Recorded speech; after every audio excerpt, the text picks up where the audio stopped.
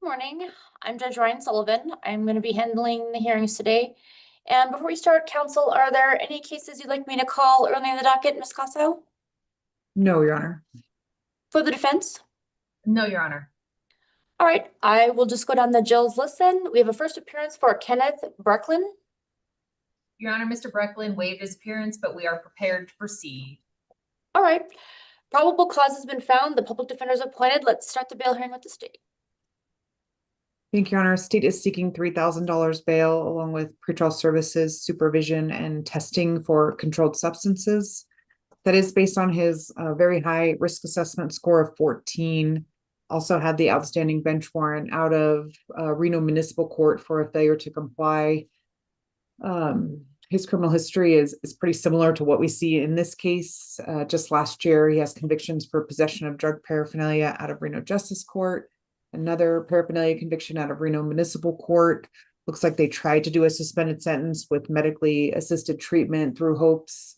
However, he failed to check in and follow through with that treatment. That is what that Reno Municipal Court bench warrant is related to. He has another conviction last year for possession of drug paraphernalia. And then his history just sort of looks the same for the years following, all the way back to 2016.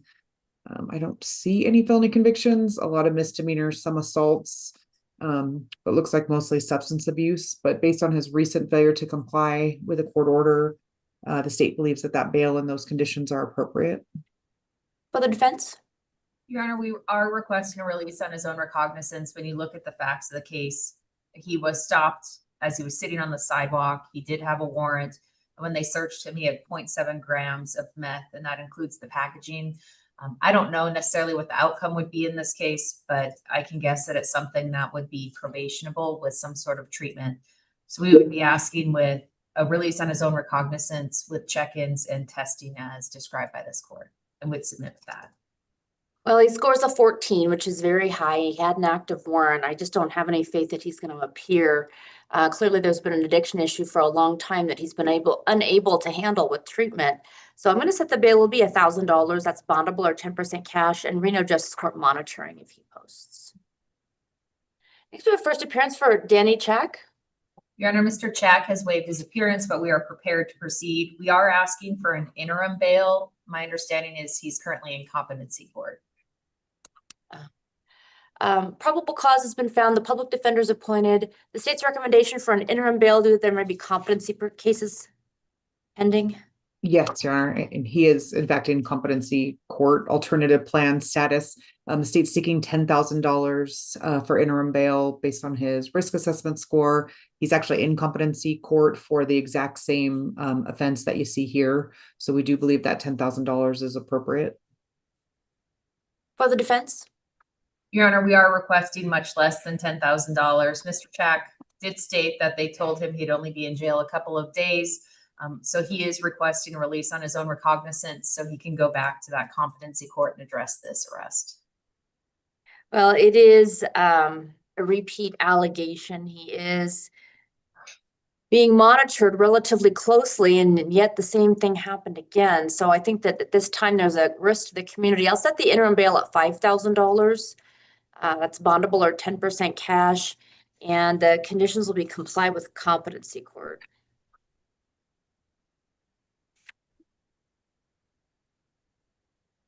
Next, we have first appearance for Herardo Ayala. All right, sir, go ahead. Good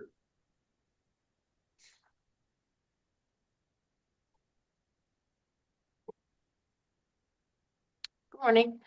Probable cause has been found and the public defender is appointed. Let's start the bail hearing with the state.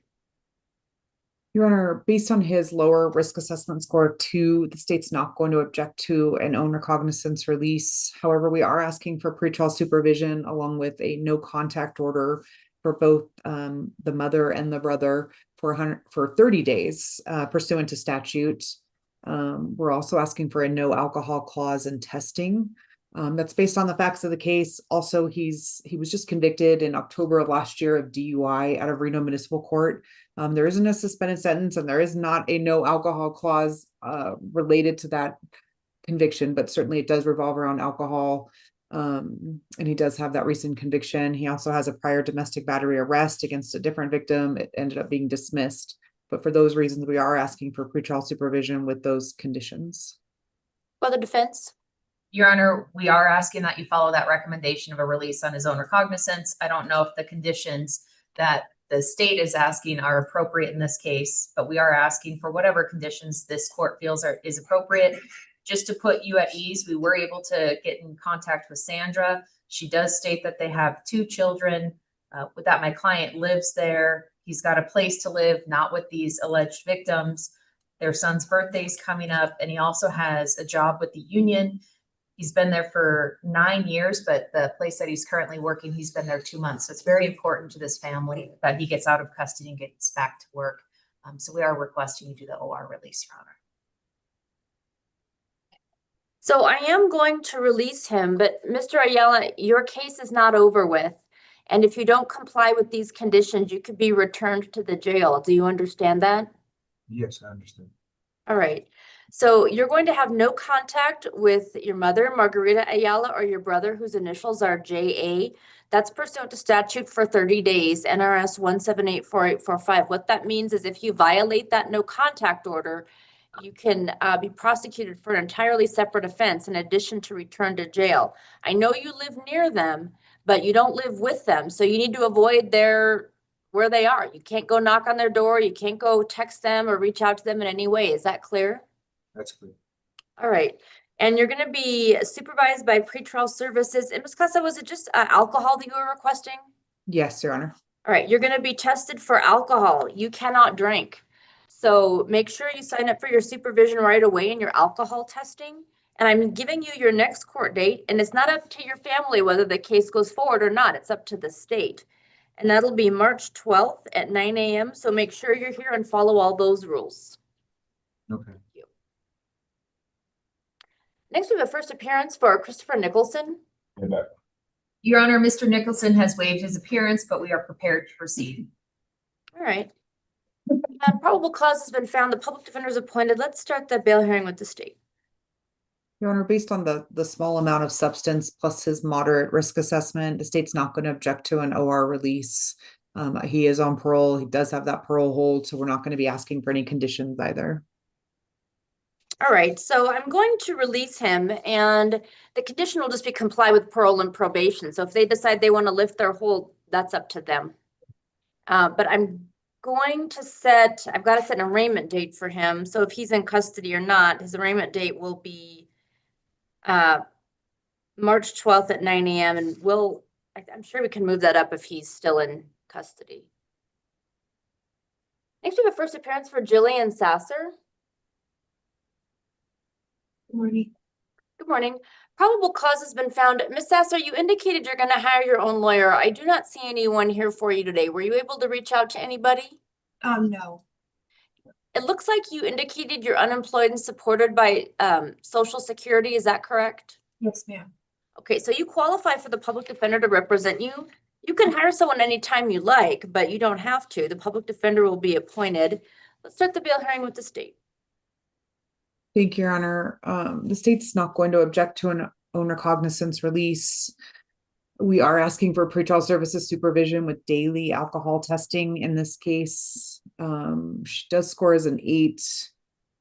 She did have that outstanding bench warrant it's on a traffic citation, and she does have criminal history. I show her last conviction in 2021, felony prohibited person in possession of a firearm out of the 10th Judicial District Court.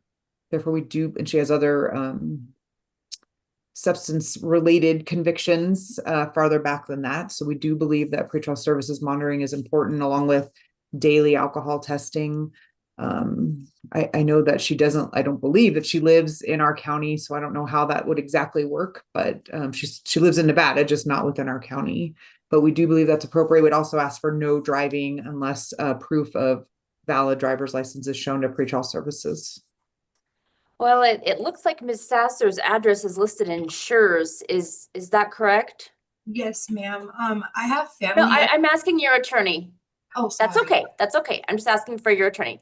Yes, Your Honor, we were able to confirm that she does live in Schurz, and, our concern is if we have a daily testing, and she has a no driving clause, how's she gonna get from Schurz to a place that would be able to have testing? So, we just point that out. We are in agreement with the release on her own recognizance. We were able to confirm that she does have a cell phone number. She is a stay-at-home mother. So with that, it would take her score down from an 8 to a 5.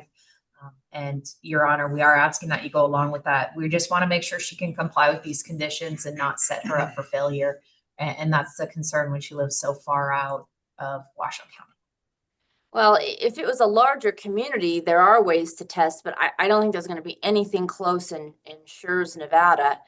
Can we not do a SCRAM device or some other daily alcohol testing device, Your Honor? Perhaps those are very expensive, and they've only gotten more expensive in the beginning this year. So I don't know that that's realistic for someone who's on Social Security and not working. So she scores a moderate. I'm going to release you, Ms. Sasser, and I'm going to place you on pretrial services supervision. It can be remote, but you're going to have to check in with them when they ask you to and follow through. I'm also going to comply with human services if they're involved. It doesn't sound like they are, but if they are, you have to comply with them regarding the children. And I'm also going to place, you cannot drive unless you're properly licensed, and it doesn't appear you're properly licensed. So no driving unless properly licensed.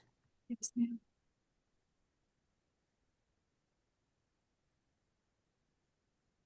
And I'm setting your next court date. It's going to be March 12th at 9 a.m.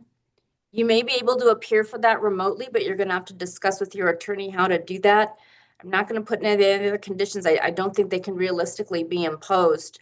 But if you get in any new trouble, any new arrests, any new things with alcohol involved, you can easily be put back in jail. Do you understand that? Yes, ma'am. All right. Thank you. That'll be the order on that case. All right, let's see what that. All right, counsel, I think that was it for the morning. Any questions or clarifications needed? No, Your Honor. Thank you. Was Mr. Anderson award, Christopher Anderson? Yes. Okay, then nothing else. Thank you, Your Honor. Yes, he was. All right. Thank you all. Have a good day. You too.